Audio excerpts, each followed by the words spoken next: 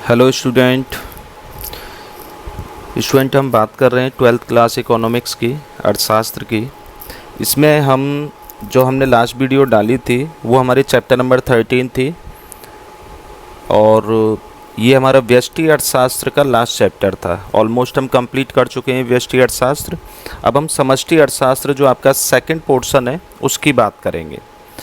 तो इसमें हमने यूनिट जो आपकी 6 है, मुद्रा एवं बैंकिंग, पहले उसकी बात कर रहे हैं। उसमें जो चैप्टर नंबर 17 है, मुद्रा, अर्थ, कार्य एवं महत्व, चैप्टर नंबर 17, इसकी बात करेंगे। तो देखिए बच्चों, अभी तो हम मुद्रा विनिमय करते हैं, लेकिन इससे पहले जो चलता था, बहुत पुराने टाइम पर वो चलता था वस्तु विनिमय। तो पहले हम वस्तु विनिमय प्रणाली की बात करेंगे जो पुराने टाइम पर चलती थी। अब धीरे धीरे टाइम जैसे बढ़ता गया है तो उसमें चेंज हो गया है और अब क्या चलती है, मुद्रा विनिमय प्रणाली। मुद्रा विनिमय प्रणाली में मुद्रा में लेन देन करते हैं, कोई भी वस्तु लेनी है देनी है मुद्रा के बदले लेते देते हैं। तो वस्तु विनिमय प्रणाली की बात करें तो जैसा कि शब्द से लग रहा है यहाँ विनिमय, जो लेन देन होगा, विनिमय यानी कि लेन देन वो किसके द्वारा होगा, वस्तु के द्वारा। ठीक है। तो प्राचीन काल में मनुष्य केवल प्राथमिक व्यवसाय में ही लगा हुआ था। प्राथमिक व्यवसाय का मतलब होता है कृषि करना, पशुपालन करना, ठीक है, शिकार यानी कि आखेट करना। तो इस तरीके से होता है। वस्तु विनिमय प्रणाली के अंतर्गत दो व्यक्तियों द्वारा परस्पर स्वयं के द्वारा उत्पादित वस्तु अथवा सेवा का लेन देन किया जाता था, जिसे वस्तु विनिमय कहा जाता था। यानी कि वस्तु के बदले वस्तु, इसे हम शॉर्ट में ऐसे भी कह सकते हैं, वस्तु के बदले वस्तु, ये होता है वस्तु विनिमय। ठीक है। अब जो वस्तु विनिमय होता था पुराने टाइम पर, वस्तु के बदले में वस्तु का लेन देन किया जाता था। अब उसकी कुछ कठिनाइयाँ होती थी, उसमें कुछ प्रॉब्लम आई, तभी तो मुद्रा विनिमय चलन में आया। अगर वस्तु विनिमय प्रणाली में कोई समस्या नहीं आती, कठिनाइयाँ नहीं आती, तो फिर मुद्रा विनिमय की ज़रूरत ही नहीं होती। तो वस्तु विनिमय प्रणाली की कठिनाइयाँ क्या थी? तो सबसे पहले हम बात करें दोहरे संयोग की कठिनाई। दोहरे संयोग का मतलब होता है कि मान के चलो एक व्यक्ति है ए और दूसरा व्यक्ति है बी। ए के पास जो उत्पादन हुआ वो हुआ सेब का और बी के पास उत्पादन हुआ गेहूं का। ठीक है। अब मान के चलो बी को सेब की ज़रूरत है, तो बी को ऐसा व्यक्ति देखना पड़ेगा जिसके पास सेब हो और बदले में उसे किस चीज़ की ज़रूरत हो, गेहूं की ज़रूरत हो। तो ये दोहरा संयोग हो गया। एक संयोग तो ये कि बी को जो सेब की ज़रूरत है तो किसी के पास सेब हो, पहला संयोग, और दूसरा संयोग हमारे पास गेहूं है तो इसके बदले में उसे गेहूं की ज़रूरत हो। तो ये दोहरे संयोग की समस्या आती है। ठीक है। दूसरा है वस्तु के मूल्य मापने में कठिनाई। अब बच्चों ये भी बहुत बड़ी कठिनाई आती है कि जैसे गेहूं के बदले में सेब, अब कितने गेहूं के बदले में कितनी सेब, ये थोड़ी ना एक गेहूं के दाने के बदले में एक सेब, इसमें तो प्रॉब्लम आएगी। तो वस्तु के मूल्य मापने में कठिनाई आती है कि वस्तु का जो हम लेन देन कर रहे हैं वो किस क्वांटिटी के हिसाब से करें, कितनी क्वांटिटी के हिसाब से करें। ठीक है। थर्ड पॉइंट है बच्चों, भविष्य संबंधी बचत संभव नहीं, भावी बचत संभव नहीं। रुपए को तो हम 10 साल, 20 साल, 30 साल, 50 साल के लिए रख सकते हैं बचत करके। ठीक है। क्या वस्तु को रख सकते हैं हम? मान के चलो हमने किसी से सरसों ले ली और सरसों हमने रख दी 10 साल के लिए, क्या होगा? प्रॉब्लम आ जाएगी ना, सही नहीं रहेगी। जहाँ भी रखी है वहाँ सरसों के पौधे उगाएंगे, उन पे भी सरसों लग जाएगी, फिर उनके भी पौधे उगाएंगे, उन पे सरसों लग जाएगी, प्रॉब्लम आ जाएगी। तो भावी बचत संभव नहीं होता है वस्तु विनिमय में। पॉइंट नंबर 4 है अविभाज्य वस्तु के विनिमय में कठिनाई। मान के चलो एक व्यक्ति है एक्स और दूसरा व्यक्ति है वाई। अब एक्स के पास सेब है और वाई के पास है भैंस। वाई के पास क्या है? भैंस, बफेलो। अब सेब जो है ये तो चलो छोटी छोटी इकाइयाँ हैं, लेकिन भैंस, अब मान के चलो किसी के पास जो सेब का प्रोडक्शन हुआ है वो हुआ है 5 किलोग्राम का। अब भैंस वाला जो व्यक्ति है जिसके पास भैंस है उसे सेब की ज़रूरत है। अब सेब के बदले में 5 किलो सेब के बदले में जो ये भैंस देगा, अब भैंस कैसी है? अविभाज्य वस्तु, विभाजन थोड़ी ना कर सकते हैं, ये थोड़ी ना काट के चलो सब 5 किलो के बदले में और ये 2 पैर दे दिए, ठीक है। तो ये अविभाज्य वस्तु है, तो अविभाज्य वस्तु के लेन देन करने में भी कठिनाइयाँ आती हैं, ठीक है। पॉइंट नंबर 5, उधार के लेखे में कठिनाई। अब उधार को लिखें कैसे? अभी तो चलो ये हमें पता चलता है कि भाई चलो किसी पे 100 रुपये उधार हैं, फिर 20 रुपये और उधार हो गए, 120 हो गए, फिर 50 रुपये और उधार हो गए, 170 हो गए। अब उधार के लेखे में वस्तु विनिमय में कठिनाइयाँ आती हैं। तो इस तरीके से हमारे वस्तु विनिमय की जो कठिनाइयाँ थीं वो ये 5 थीं। इसके बाद बच्चों नेक्स्ट टॉपिक आता है हमारा, एग्ज़ाम के लिए इम्पोर्टेंट भी होते हैं। भारतीय रिजर्व बैंक अर्थव्यवस्था में मुद्रा की पूर्ति के वैकल्पिक माप कौन कौन से हैं? भारतीय अर्थव्यवस्था में मुद्रा की पूर्ति के वैकल्पिक माप, ये क्वेश्चन बनता है। वैकल्पिक माप कौन कौन से हैं लिखिए। तो कितने वैकल्पिक माप हैं? 4 रूप हैं इसके, 4 रूपों में प्रदर्शित किया जाता है, M1, M2, M3 और M4। अब इनमें क्या क्या शामिल होते हैं, क्या क्या इंक्लूड करते हैं, तो वो हमें विशेष याद रखना है और इसमें कन्फ्यूजन नहीं होनी चाहिए, ठीक है। तो सबसे पहले हम बात करते हैं M1 की। M1 इज इक्वल टू होता है C plus DD plus OD। C का मतलब होता है, मैंने देखो यहाँ लिख दिया है नीचे, C का मतलब होता है कैश, जो कि कहाँ रखा हुआ है? लोगों के पास। करेंसी जो है वो लोगों के पास जो रखी हुई है। DD डिमांड डिपॉजिट, मांग जमाएं, जो हमारा पैसा बैंकों में जमा है, जिन्हें मांग करने पर वो हमें मिल जाता है, मांग जमाएं। और OD का मतलब होता है अदर डिपॉजिट, जो RBI के पास रखी हुई हैं। अन्य जमाएं कौन सी? जो RBI के पास रखी हुई हैं, ठीक है। हमारा पैसा बैंक में और बैंक का कुछ पैसा RBI के पास रखा रहता है। तो M1 इज इक्वल टू हो गया बच्चों C plus DD plus OD। M2 is equal to होता है M1, ये पूरा का पूरा, प्लस डाकघर बचत बैंकों में बचत जमाएं। ध्यान रखना, सिर्फ कौन सी? बचत जमाएं, स्थायी जमा वगैरह वो शामिल नहीं की जाएंगी।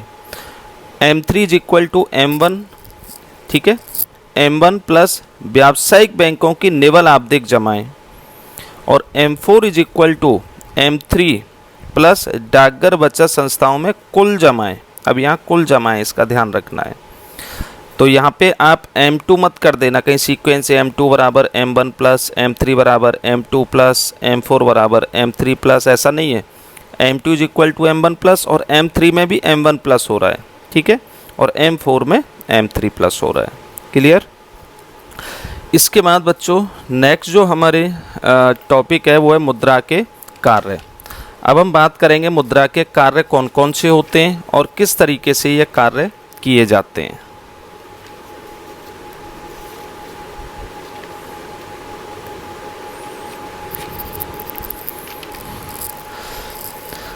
देखिए मुद्रा के कार्य। तो बच्चों यहाँ मुद्रा के कार्यों को 4 आधारों पर बांटा गया है। 1, 2, 3 और 4, इन 4 आधारों पर बांटा गया है। सबसे पहले आते हैं मुद्रा के प्राथमिक कार्य, जिन्हें हम मुख्य कार्य भी कहते हैं। दूसरा सहायक कार्य, तीसरा आकस्मिक कार्य और चौथा अन्य कार्य। पहले हम मुद्रा के जो कार्यों को बांटने के आधार हैं, इन 4 आधारों को याद करेंगे। सबसे पहला प्राथमिक कार्य यानी कि मुख्य कार्य, दूसरा सहायक कार्य, तीसरा आकस्मिक और चौथा अन्य कार्य। प्राथमिक कार्य 2 होते हैं, विनिमय का माध्यम और मूल्य का मापक। विनिमय के माध्यम का मतलब होता है कोई भी वस्तु का लेन देन करना है तो उसका माध्यम क्या है? मुद्रा है। मूल्य का मापक, किसी भी वस्तु का अगर हम मूल्य मेजर करते हैं, मापते हैं, तो वो किस में मापते हैं? मुद्रा में। तो ये मुद्रा क्या है? मूल्य का मापक है, ठीक है। सेकंड जो आपका बेस है, आधार है, सहायक कार्य। इसके 3 पॉइंट होते हैं, 3 कार्य हैं इसमें। भावी भुगतान का आधार, यानी कि भविष्य में अगर किसी को भुगतान करना है तो उसका आधार भी क्या होता है? मुद्रा होती है। मूल्य संचय का साधन, अगर सेविंग के तौर पर एक तरीके से हमें कुछ रखना है तो वो मुद्रा के रूप में रखते हैं। क्रय शक्ति हस्तांतरण, मान के चलो हमारे पास 100 रुपये हैं, हमने उससे कोई भी वस्तु क्रय की या किसी को वो पैसे दे दिए, तो अब जो 100 रुपये की क्रय शक्ति हमारे पास थी वो हम दूसरे के पास हस्तांतरण कर देते हैं, वो भी मुद्रा के द्वारा होता है, ठीक है। तीसरा आधार है आकस्मिक कार्य। आकस्मिक कार्य में सामाजिक आय का वितरण पहला पॉइंट है। जो भी देश की नेशनल इनकम है उसका जो वितरण किया जाता है लोगों में, समाज में, उसका माध्यम क्या है, आधार क्या है, मुद्रा। तो सामाजिक आय का वितरण भी मुद्रा के द्वारा होता है। साख का आधार, कोई भी उधार लेन देन होता है उसका भी आधार क्या है, मुद्रा है। ठीक है, उधार का लेन देन करते हैं तो उसका आधार क्या होता है, मुद्रा होता है कि भाई अभी भी चलो उधार दे दो, आगे चल के हम इसके बदले में पैसे आपको दे देंगे। संपत्ति की तरलता, मुद्रा जो है वो सबसे तरल संपत्ति मानी जाती है। सबसे तरल संपत्ति का मतलब कोई भी अचानक से आपके पास कोई काम आ गया, किसी को भुगतान करना है, तो आप बाकी चीज़ों का तो तुरंत भुगतान नहीं कर सकते, लेकिन मुद्रा का आप तुरंत भुगतान कर सकते हो। जैसे मान के चलो आपके पास ज़मीन है, अब कोई आ गया पैसे लेने के लिए, तो ज़रूरी नहीं है कि वो ज़मीन को एक्सेप्ट करे, स्वीकार करे, लेकिन मुद्रा को वो तुरंत स्वीकार कर लेता है। तो संपत्ति की तरलता मुद्रा होती है। और अन्य कार्य में बच्चों सिर्फ 2 कार्य हैं, शोधन क्षमता और इच्छा की वाहक। शोधन क्षमता का मतलब ये होता है कि अभी हमने किसी से उधार पैसे लिए, तो आगे चल के या हमारे पास जो पैसे हैं 1 लाख, 5 लाख, 20 लाख, ये हमारी शोधन क्षमता को दर्शाते हैं। यानी कि किसी को अगर भुगतान करना हो तो हम, अगर हमारे पास 1 लाख है तो 1 लाख की शोधन क्षमता हमारे पास है, 5 लाख है हमारे पास तो 5 लाख की शोधन क्षमता हमारे पास है। ठीक है। इच्छा की वाहक, इच्छा की वाहक का मतलब होता है कि कोई भी आपकी इच्छा होती है, कोई भी मन होता है, तो उसको पूरा करने के लिए, इच्छा को पूरा करने के लिए किसकी ज़रूरत पड़ती है, मुद्रा की ज़रूरत पड़ती है। तो इस तरीके से हमारे ये मुद्रा के कार्य होते हैं। इसके बाद है इसी चैप्टर में नेक्स्ट हेडिंग मुद्रा का महत्व। अब देखते हैं मुद्रा का महत्व कहाँ कहाँ होता है। तो सबसे पहला पॉइंट आता है बच्चों, बाजार व्यवस्था की धुरी। पूरी जो हमारी बाजार व्यवस्था है, वो पूरी बाजार व्यवस्था किस पे टिकी हुई है, मुद्रा पर। कहा भी जाता है कि जो मुद्राएं वो व्यवसाय की या बाजार की इस तरीके की स्थिति होती है कि अगर बाजार में से मुद्रा को या व्यवसाय में से मुद्रा को अगर निकाल दिया जाए, तो जैसे बॉडी के अंदर ब्लड होता है, ऐसे ही बाजार के अंतर्गत मुद्रा है। बॉडी से अगर पूरा ब्लड निकाल दिया जाएगा तो बॉडी पूरी धड़ाम से गिर जाएगी। ऐसे ही बाजार से या व्यवसाय से अगर मुद्रा निकाल दी जाए तो पूरा बाजार या पूरा व्यवसाय धड़ाम से गिर जाएगा। तो बाजार व्यवस्था की धुरी मुद्रा है। आर्थिक विकास का मापक, देश का जो आर्थिक विकास है उसे हम किस में मापते हैं, मुद्रा में मापते हैं। तो ये मुद्रा का महत्व है। श्रम विभाजन एवं विशिष्टीकरण, जो श्रम विभाजन एवं विशिष्टीकरण हो पाया वो भी मुद्रा के द्वारा हो पाया है। यानी कि जो ज़्यादा टैलेंटेड, ज़्यादा एक्सपीरियंस होल्डर बंदा है उसके लिए ज़्यादा पेमेंट की जाती है, और जो कम एक्सपीरियंस होल्डर, कम टैलेंटेड बंदा उसके लिए कम पेमेंट होती है। तो ये मुद्रा के द्वारा ही तो संभव हो पाया है। तो श्रम विभाजन एवं विशिष्टीकरण मुद्रा के द्वारा ही होता है। पॉइंट नंबर 4 है आर्थिक जीवन में स्वतंत्रता। अब आर्थिक जीवन में स्वतंत्रता, इसका क्या मतलब हुआ बच्चों? तो आर्थिक जीवन में स्वतंत्रता का मतलब है एक व्यवसायी है, एक व्यवसायी उसे कौन सी वस्तु का उत्पादन करना है, कौन सी वस्तु का विक्रय करना है, इसकी स्वतंत्रता उसे होती है। और एक उपभोक्ता है, उसे कौन सी वस्तु कितनी मात्रा में क्रय करनी है, उसे स्वतंत्रता होती है। तो ये किसके द्वारा ही संभव हो पाया, मुद्रा के द्वारा। और सबसे लास्ट पॉइंट है महत्व में सामाजिक प्रतिष्ठा का आधार। समाज में जिसके ये माना जाता है जिसके पास जितना पैसा ज़्यादा होगा, जितनी मुद्रा ज़्यादा होगी उसकी प्रतिष्ठा उतनी ज़्यादा होगी, पैसा जितना कम होगा उसकी प्रतिष्ठा उतनी कम होगी। तो सामाजिक प्रतिष्ठा का आधार भी क्या होता है, मुद्रा होता है। तो ये मुद्रा के हमारे 5 महत्व होते हैं। ठीक है बच्चों। इसके बाद इसमें एक लास्ट टॉपिक और है जो कि आपके लिए बहुत ही अच्छा टॉपिक है, विमुद्रीकरण, डिमोनेटाइजेशन। इसके बारे में तो जानते ही होंगे, सभी के सामने ये हो भी चुका है, ये अभी हमारे सामने हुआ है। और इससे पहले तो काफ़ी टाइम पहले हुआ था 1978 में, जो चौथे देश के प्रधानमंत्री थे मोरारजी देसाई जी, उन्होंने सबसे पहले नोटबंदी की थी। तो चलिए देखते हैं विमुद्रीकरण, डिमोनेटाइजेशन। यह एक आर्थिक गतिविधि है। भारत में सबसे पहले चौथे प्रधानमंत्री मोरारजी देसाई के द्वारा सन 1978 में विमुद्रीकरण किया गया था। ठीक है। तो सबसे पहले किसने की थी विमुद्रीकरण, जो चौथे प्रधानमंत्री थे देश के, मोरारजी देसाई जी, उन्होंने। और उन्होंने 1000 और 5000 रुपये के नोट बंद किए थे। ठीक है। ये तो थोड़ी सी इसकी पुरानी बातें हो गई। अब प्रेजेंट की बात करते हैं। सबसे पहले विमुद्रीकरण होता क्या है? तो विमुद्रीकरण के अंतर्गत सरकार पुरानी मुद्रा को समाप्त कर देती है या चलन से बाहर कर देती है, समाप्त कर देती है, चलन से बाहर कर देती है मुद्रा को, एक ही बात हुई। जब देश में काला धन एवं नकली नोट बढ़ जाते हैं, काला धन का मतलब ये नहीं कि नोट काले होंगे, काले धन का मतलब है जो 2 नंबर से, सीधी लैंग्वेज में बात करें, 2 नंबर से कमाया हुआ पैसा, ठीक है, यानी कि जिसका हिसाब किताब सरकार के लिए नहीं दिया गया है, वो वाला पैसा, वो काला धन कहलाता है। तो जब देश में काला धन एवं नकली नोट बढ़ जाते हैं तो ये अर्थव्यवस्था के लिए खतरा बन जाते हैं, बहुत ही बेकार स्थिति हो जाती है, खास करके काला धन। इससे दूर करने के लिए विमुद्रीकरण किया जाता है। प्रेजेंट टाइम की बात करें तो इसमें इसका प्रयोग जो है, विमुद्रीकरण का जो प्रयोग है वो 8 नवंबर 2016 को भारत के जो माननीय प्रधानमंत्री नरेंद्र मोदी जी हैं उन्होंने किया था, और इन्होंने राष्ट्र को संबोधित किया। वैसे ये संबोधन सभी को पता है। इन्होंने संबोधन किया कि 8 नवंबर की रात 12 बजे से, आधी रात से, देश में 500 और 1000 रुपये के नोट बंद होंगे, जिनके जगह पर उन्होंने 500 का नया नोट और 2000 का नोट चलाया था।